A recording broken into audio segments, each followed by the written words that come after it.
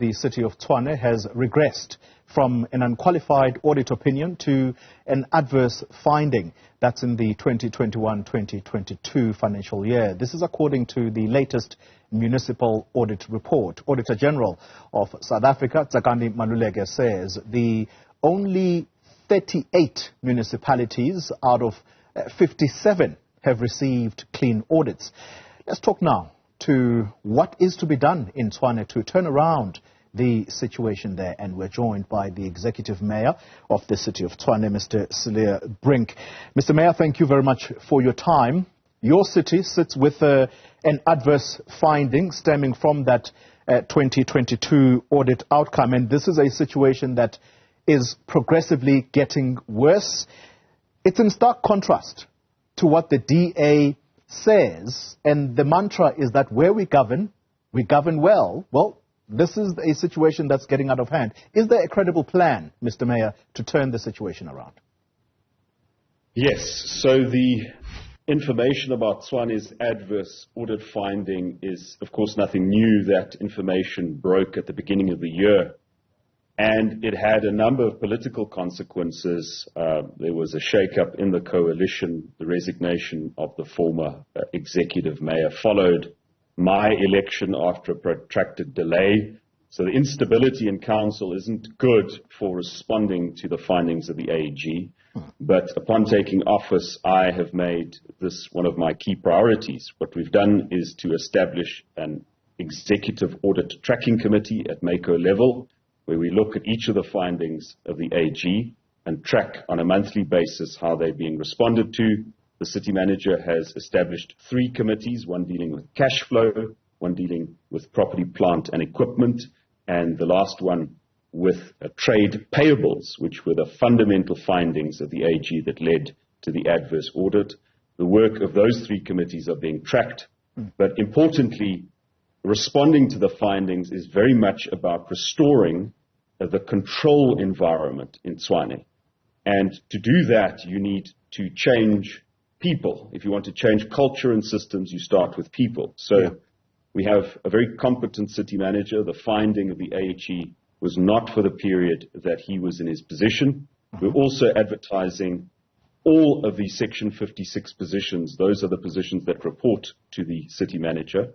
Okay. And that includes the CFO of the city. So the important point is the steps being taken to restore the control environment are underway. So you don't have a CFO as we speak? No. The last CFO had to resign after the material misstatements that were discovered by the AG. Well, not resign, his contract was not renewed. There is an acting CFO, but that's not an ideal situation. You don't want an acting CFO. You want somebody to fill that position on a permanent basis. Yeah. So in the meantime, what we have are 2 resources from National Treasury, 2 experienced financial managers who are working in the city on the payroll of National Treasury, but under the direction of the city manager. And that provides some assistance, but where you want to be is to have a permanent CFO, somebody who can make a commitment, a long-term commitment to the organization, appoint people under him or her to give assistance, and that is what's going to change the culture and restore the system of controls. I'm glad we're talking about the CFO, because you will tell me whether I'm correct in my assumption. The Auditor General saying that against the backdrop of the cholera outbreak in Tshwane, a material irregularity was issued against Tshwane, and it was in regard to the Rooiwal wastewater treatment plant. Are you saying that the CFO is the one who ultimately took the fall for that particular tender? So no, I'm not saying that at all. The reason that Tshwane got an adverse audit finding was not because of Rooiwal. Rooiwal could have been one of the factors, but the essential reason was that the city, via the CFO, couldn't justify what was submitted in the financial statements. When called upon to back up with evidence what had been given to the AG, the CFO wasn't able to do that, and that's a matter of record. That's not even disputed. As for Rooiwal, the city has investigated the matter. There is a forensic report. There were findings. Several officials have been implicated and charged by a disciplinary process. So no, you can't accuse the ex-CFO. I'm not quite sure exactly what role he had in that process. He might have had a role. Yeah. But the fact is that the city officials found to be responsible are undergoing disciplinary processes at the moment. The reason I'm paying particular attention to a material irregularity, this is basically remedial action by the AG when she has, over time, given the officials in a municipality time to say, correct the situation, and nothing changes. Then there is the final step, Mr. Mayor, that when you are given this time to correct the situation as per the material irregularity, the final step is what is called a certificate of debt. Who is that usually issued against? And explain that to us. What does it mean? Does it hold the person specifically liable for the losses? So this was an extraordinary measure taken at the initiative of the previous AG and then written into law, whereas to say that, the AG makes all of these findings, repeat findings as you have articulated it, but nobody's actually held responsible. So that certificate of indebtedness, I don't think there has been a successful case where that has been issued. I think the AG is looking for an ideal place to start. But in essence, it would be against the accounting officer, which is the city manager. It's the city manager that is the final authority, depending on your system of delegations, on tenders, on processes, and so forth. And we've got to take it very seriously. I've met with representatives of the AG. No such a certificate has been issued in respect of Tshwane, but of course it's a risk that must be taken seriously by officials. It prompts officials to do their job, and it prompts the political leadership to hold the administration to account in a far more rigorous way than has been the case in Tshwane and many other places. Then there's another concerning situation with specific reference to Tshwane. But here's how I'm going to frame the question. The AG yesterday saying, in Gauteng, the municipalities here sit with an amount of just over 150 million rand spent on consultants. These are people who come in to help officials who obviously cannot produce credible financial statements. That amount, Tshwane, again, got a special mention because this has to do with your management of assets. How reliant are you? Out of that figure of 150 million, how much has Tshwane used on consultants? Yeah, so I can't give you that exact figure off the tips of my fingers, but what I can say to you is that the adverse audit finding is absolute embarrassment for the city. It's a cause for great concern, but it's also a wake-up call. So for no moment am I sitting here trying to polish anything or justify. There's clearly fundamental things that went wrong that requires immediate attention. And what I've outlined to you is what I would do differently. And I think that that is the direction in which we will move. You mentioned property, plant, and equipment. I know that the city employed a consultant in the past to do certain work. And I think the essence of the problem there is that the labor of the consultant wasn't put to good use. I could be corrected on this. This is the initial impression that I have. That's exactly what the Auditor General was frustrated with, to say you bring in these people and yet the result remains the same, if not worse. In the absence of proper systems and controls, you can appoint as many clever consultants as you like, and they can sincerely try and assist you. But if that doesn't change things on the inside, then that is essentially wasted money. I think that is one of the key lessons that we've learned from this adverse audit finding, and an important part of my task in doing things differently. Let me perhaps wind down the conversation this way.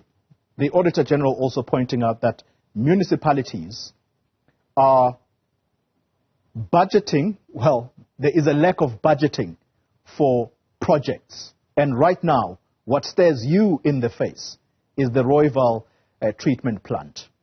Is that particular project budgeted for? I know that 2.5 billion is not what you have right now, but at least the 400 million that you've pronounced, is that budgeted for the upgrade of this Rooiwal wastewater treatment plant?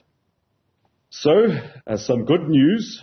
Yesterday, the City Council in Tshwane approved our budget, including the allocation of 450 million rand over the next 3 years to upgrade Rooiwal, the wastewater treatment plant, which is the source of the poor quality of water in Hammanskraal, a long-standing 20-year issue. No, it is not enough. We've been very candid about that, and that's why we have asked the Department of Water and Sanitation, National Treasury, as well as the DBSA for any assistance, including financial and technical assistance, to do the work that needs to be done there. You mentioned the figure of 2.5 billion. That's the second phase of the project as we have initially scoped it, which is the entirety of the capital budget of the city in any one financial year. So we do need help from the outside. We've had very constructive conversations with the Minister of Water, National Treasury, DBSA, as I've mentioned. And later today, the Minister and I will have a press conference where we will set out the principles of a partnership that we've agreed to see that Rooiwal does in fact get upgraded, and that working together, we put in place mitigation of the situation until we can upgrade that plant. Final question to you, Mr. Mayor. The Auditor General spoke about the instability in municipalities as a result of the political musical chess that has been playing out in municipalities such as yours. And this has a direct impact on the delivery of services on the ground. Now, I'm taking you back to your initial response to say, when the Democratic Alliance took over, you obviously have municipal officials. These are technocrats that cannot simply be fired because there is a change of political leadership. But you have just said in this interview that when you take over, you've got to rid the city of bad apples. How many bad apples are in Tshwane, and do these people have certain political leanings? So the premise of the question is that the Democratic Alliance governs Tshwane and has been governing Tshwane. And you also mentioned before, you know, it's quite different to other places governed by the Democratic Alliance. The fact of the matter is that the City of Tshwane is governed by a coalition. Between 2016 and 2021, that coalition didn't even have a majority in the municipal council. And without a majority in the council, you can't appoint a city manager, you can't fire a city manager, you can't approve a budget, you can't raise a long-term loan, you can't even pass a bylaw. So, indeed, political instability and the reality of a one-party state coming to an end does have an effect on your ability to make certain bold and quick decisions, including decisions about getting rid of officials. That's not an excuse, that's simply the context. Yeah. So we know in this country that the dividing line between party and state, between government and the ANC, the historic dominant party, had been collapsed in many places, including the city of Tshwane. And it's very difficult to decapture or uncapture an institution that had been captured at inception by a government that had a far stronger majority than you have. But we've learned our lessons. We've been candid about the mistakes. I think there is a broader consensus in Tshwane that we've got to get rid of the bad apples. We've got to recruit apolitical, professional civil servants to come and help us, to help Johan Meckler, the city manager, to rebuild this institution and build a capital city that works for all of its people that we can be proud of. Here's a parting question. I know I said it's the final question. Your third parting question.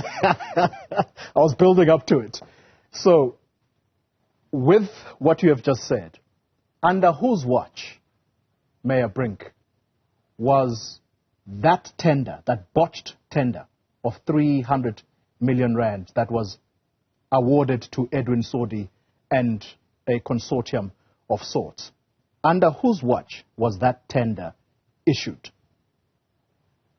So at the time, the mayor of the city was Stevens Mokhalapa, who you know was a DA member. Mm-hmm. It was a coalition government. At the tail end, it's one of those governments that didn't have a majority. But of course, I also have to point out that on tender committees, you don't have politicians. In fact, councillors, including the mayor, is barred from interfering in any stage of the tender process, be it specification, evaluation, advertising, adjudication, appointment letters. All of these things are largely within the control of the city administration. And that's why you see officials being charged instead of politicians. Of course, there could be evidence of politicians trying to rig tenders, but it just hasn't emerged. Right. And so the role that you exercise as a politician is oversight. You've got to ask the difficult questions. You've got to do it frequently. And you've got to take certain steps if you get the impression that the information you're being given is not credible. And I think there has been a failure. The political scrutiny of the administration in Tshwane has not been rigorous enough. That's part of the mistakes that we have to admit if we are going to do things differently. You see, that's a contradiction, Mr. Mayor, because previously I was told by a councillor of the DA who sat in studio alongside an Action SA one, and they were quite adamant that this tender was issued when this municipality was placed under administration by the then COGTA MEC, Lebogang Maile. It was in 2019. And so what you are saying now is actually different to that. So the process was started. The upgrade process was started in 2019. That tender might have been awarded under the administrators. It is a possibility. But, you know, to admit that there was a failure of accountability and rigor in oversight, it's a matter of fact. We can go back and see what it is, but there has been a failure, whether it's administrators or mayors or political leadership. There has been a failure of the rigor of oversight over the tender process in Tshwane. Tshwane has got serious tender issues. I've described the supply chain management division as a festering sore that infects the entirety of the body of the city. Oh. So, no, I don't think there's a contradiction. I'm not trying to blame shift. I've been very candid that there should be far more rigorous political oversight. Tshwane Mayor, Celia Brink, let me thank you once again for your time coming on this show.